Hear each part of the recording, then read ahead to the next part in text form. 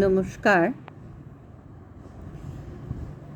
শ্রী শরৎচন্দ্র চক্রবর্তী রচিত স্বামী শিষ্য সংবাদ থেকে পাঠ করছি শ্রীমতী রিন্টু চৌধুরী। পূর্বকাণ্ড, প্রথম বল্লী, প্রথম দর্শন। স্থান কলিকাতা, প্রিয়নাথ মুখোপাধ্যায়ের বাটি, বাগবাজার। বর্ষ 1897 খ্রিস্টাব্দ। স্বামীজির সহিত শিষ্যের প্রথম পরিচয়। মিরর সম্পাদক শ্রী নরেন্দ্রনাথ সেনের সহিত আলাপন। ইংল্যান্ড ও আমেরিকার তুলনামূলক আলোচনা। ভারতবাসী কর্তৃক পাশ্চাত্যে ধর্মপ্রচারের ভবিষ্যৎ ফল। ধর্ম ও রাজনীতি চর্চার মধ্যে কোনটির দ্বারা ভারতের ভাবী কল্যাণ। গো রক্ষা প্রচারকের সহিত আলাপ। মনুষ্য রক্ষা অগ্রে কর্তব্য। প্রথম বল্লীতে এইগুলো রয়েছে। আচ্ছা, শুরু করছি। স্বামীজি প্রথমবার বিলাত হইতে ভারতে ফিরিবার পর 3-4 দিন হইল কলিকাতায় পদার্পণ করিয়াছেন। বহুকাল পরে তাঁহার পুণ্য দর্শন লাভ করিয়া শ্রীরামকৃষ্ণ ভক্তদিগের এখন আর আনন্দের অবধি নাই। তাহাদিগের মধ্যে সঙ্গতিপন্নেরা আবার এখন নিজ নিজ বাটিতে স্বামীজিকে সাদর নিমন্ত্রণ করিয়া আপনাদিগকে কৃতার্থ মনে করিতেছেন। আজ মধ্যাহ্নে বাগবাজারের রাজবল্লভ পাড়ায় শ্রীরামকৃষ্ণ ভক্ত শ্রীযুক্ত প্রিয়নাথ মুখোপাধ্যায়ের বাড়িতে স্বামীজির নিমন্ত্রণ। সংবাদ পাইয়া বহু ভক্ত আজ তাঁহার বাড়িতে সমাগত হইতেছেন। শিষ্য লোকমুখে সংবাদ পাইয়া মুখুজ্জে মহাশয়ের বাড়িতে বেলা প্রায় 2টার সময় উপস্থিত হইল। স্বামীজির সঙ্গে শিষ্যের এখনো আলাপ হয় নাই। শিষ্যের জীবনে স্বামীজির দর্শন লাভ এই প্রথম। শিষ্য উপস্থিত হইবা মাত্র স্বামী তুরীয়ানন্দ তাহাকে স্বামীজির নিকটে লইয়া যাইয়া পরিচয় করাইয়া দিলেন।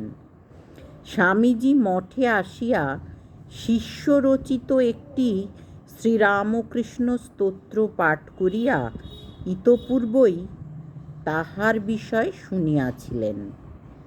শ্রীরামকৃষ্ণদেবের ভক্তগরিষ্ঠ নাগ মহাশয়ের কাছে তাহার যে যাতায়াত আছে ইহাও স্বামীজি জানিয়াছিলেন। শিষ্য স্বামীজিকে প্রণাম করিয়া উপবেশন করিলে স্বামীজি তাহাকে সংস্কৃতে সম্ভাষণ করিয়া নাগ মহাশয়ের কুশলাদি জিজ্ঞাসা করিলেন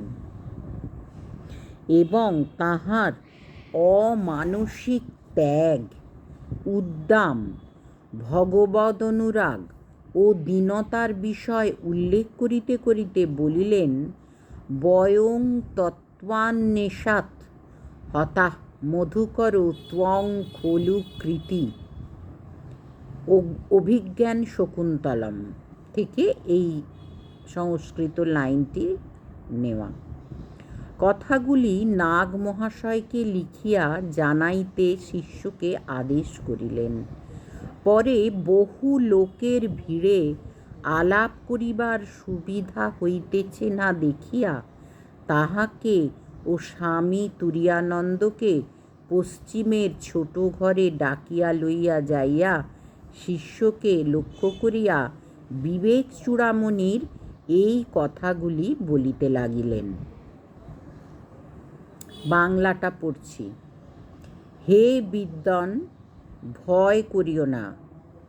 তোমার বিনাশ নাই, সংসার সাগর পারের উপায় আছে, যাহা অবলম্বন করিয়া শুদ্ধ সত্য যোগীগণ এই সংসার সাগর পার হইয়াছে, সেই উৎকৃষ্ট পথ আমি তোমায় নির্দেশ করিয়া দিব এবং তাহাকে আচার্য শঙ্করের বিবেকচূড়ামণি নামক গ্রন্থখানি পাঠ করিতে আদেশ করিলেন।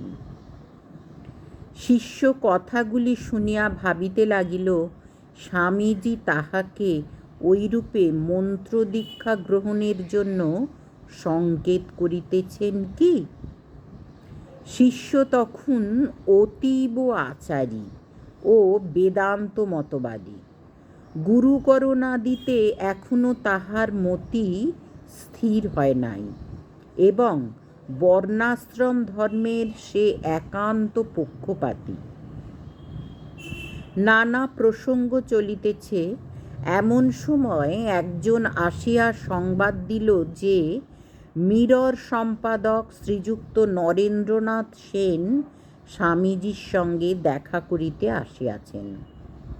স্বামীজি সংবাদবাহককে বলিলেন, তাকে এখানে নিয়ে এসো। নরেন্দ্রবাবু ছোট ঘরে আসিয়া বসিলেন এবং আমেরিকা ও ইংল্যান্ড সম্বন্ধে স্বামীজিকে নানা প্রশ্ন করিতে লাগিলেন। প্রশ্নোত্তরে স্বামীজি বলিলেন, আমেরিকাবাসীর মতো এমন সহৃদয়, উদারচিত্ত, অতিথি সৎকার পরায়ণ, নব নব ভাবগ্রহণে একান্ত সমুৎসুক জাতি জগতে আর দ্বিতীয় দেখা যায় না। আমেরিকায় যাহা কিছু কার্য হইয়াছে তাহা আমার শক্তিতে হয় নাই। আমেরিকা দেশের লোক এত সহৃদয় বলিয়াই তাহারা বেদান্ত ভাব গ্রহণ করিয়াছেন। ইংল্যান্ডের কথা উপলক্ষ করিয়া বলিলেন, ইংরেজের মতো কনজারভেটিভ জাতি জগতে আর দ্বিতীয় নাই। তাহারা কোনো নতুন ভাব সহজে গ্রহণ করিতে চায় না, কিন্তু অধ্যাবসায়ের সহিত যদি তাহাদিগকে একবার কোনো ভাব বুঝাইয়া দেওয়া যায়, তবে তাহারা কিছুতেই তাহা আর ছাড়ে না। এমন দৃঢ় প্রতিজ্ঞতা অন্য কোনো জাতিতে মিলে না। সেই জন্য তাহারা সভ্যতা ও শক্তি সঞ্চয়ে জগতে সর্বশ্রেষ্ঠ স্থান অধিকার করিয়া দাঁড়াইয়াছে। অনন্তর উপযুক্ত প্রচারক পাইলে আমেরিকা অপেক্ষা ইংল্যান্ডেই বেদান্ত কার্য স্থায়ী হইবার অধিকতর সম্ভাবনা জানাইয়া বলিলেন, আমি কেবল কার্যের পত্তন মাত্র করিয়া আসিয়াছি। পরবর্তী প্রচারকগণ ওই পন্থা অনুসরণ করিলে কালে অনেক কার্য হবে। নরেন্দ্রবাবু জিজ্ঞাসা করিলেন, এইরূপ ধর্মপ্রচার দ্বারা ভবিষ্যতে আমাদের কি আশা আছে? আজ এইটুকু। নমস্কার। নমো শ্রী জ্যোতিরাজায় বিবেকানন্দ সুরয়ে সচ্চিদ সুখ স্বরূপায় স্বামিনে তাপহারিণে। ওম শান্তি শান্তি শান্তি। হরি ওম তৎসৎ। শ্রীরামকৃষ্ণায় অর্পণমস্তু।